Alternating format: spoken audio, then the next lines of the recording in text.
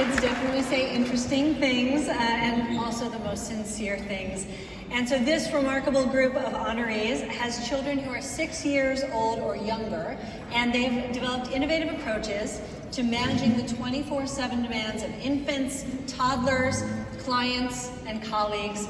So let's start with a huge congratulations to all of them for the heroics that they perform on a daily basis.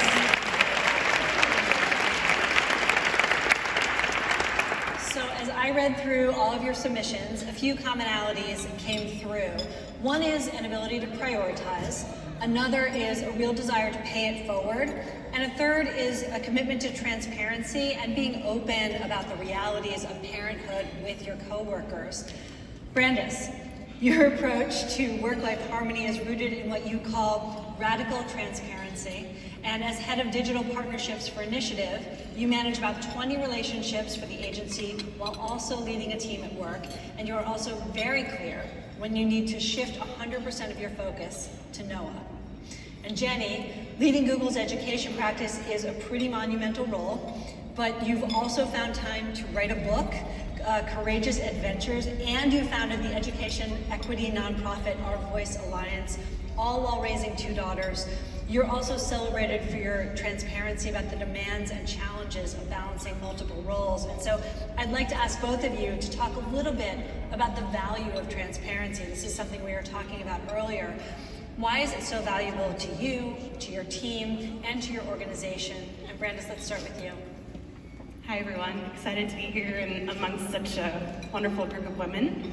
I think that I've always subscribed to the idea that you should bring your whole self to work. And that's something that I started well before I became a mother and something that I've done ever since.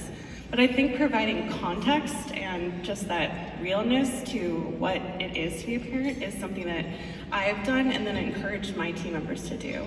Just build that context as well as yeah. I love that, the idea of context being as important as the transparency. Jenny, why do you believe transparency is so essential?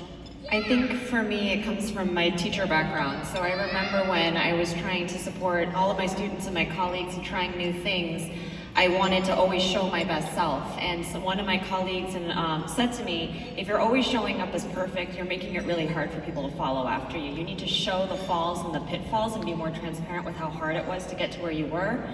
So when I became a mother, I also wanted to be like the perfect mom, but I wasn't. I was a hot mess. And so I started to try and model for my daughters like that I wasn't perfect and I had feelings and I'm a human being. And bringing that into my leadership of my team and the way we approach education at Google is to be really honest with the journey, and that while we're trying to be the best versions of ourselves for our children, for our colleagues, for the educators we serve, the best way we can do that is by being human being and showing that in every way possible.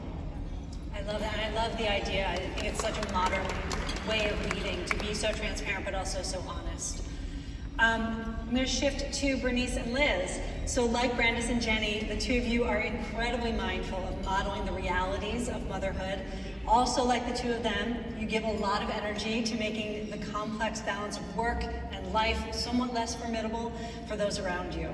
Part of that is giving back or paying forward to your communities and your colleagues. So Bernice, you are celebrated by your team at Zambezi for spearheading Asians in advertising and publishing the visibility mindset, all while teaching at Loyola Marymount University. And Liz, as a great EVP and account director. It's such a big job that I can't get the words out. You've been an agent for change and equity for parents at your agency. You're also an advocate for Autism Speaks, committed to helping other families develop tools and support needed to care for children with autism. So my question for the two of you is, what strategies do you employ that make it possible for you to do so much at home, so much at work, and so much in the community? And Liz, let's start with you. Big question. Well, the first strategy I employ is having people like my husband around, who's taking care of our daughter right now as we speak, because it does take a village. You can't do it by yourself. And as a mother of a son with autism, I was lost, and I created a community of other moms, and basically we are each other's support system. So first and foremost, you need community around you. I'm also really well supported by my team at Gray. I've been at the agency for 15 years because of my peers and my team that's right there with me. Thank you guys.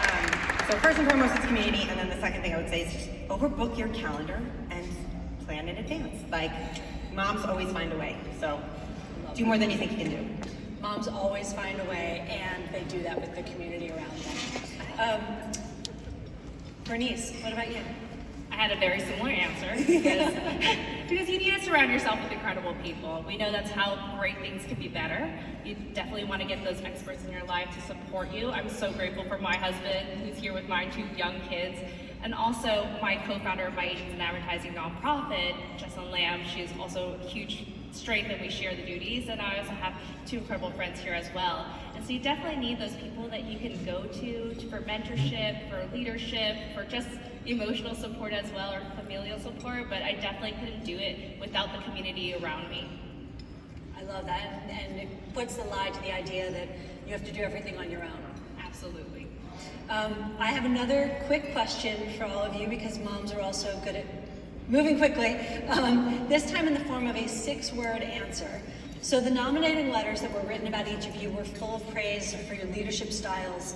They said you are supportive, you are empathetic, you are empowering, and you are kind.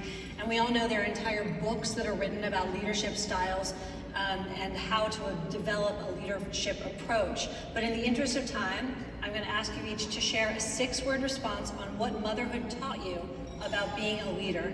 Bernice, let's start with you. Be patient and enjoy the journey. Brandis.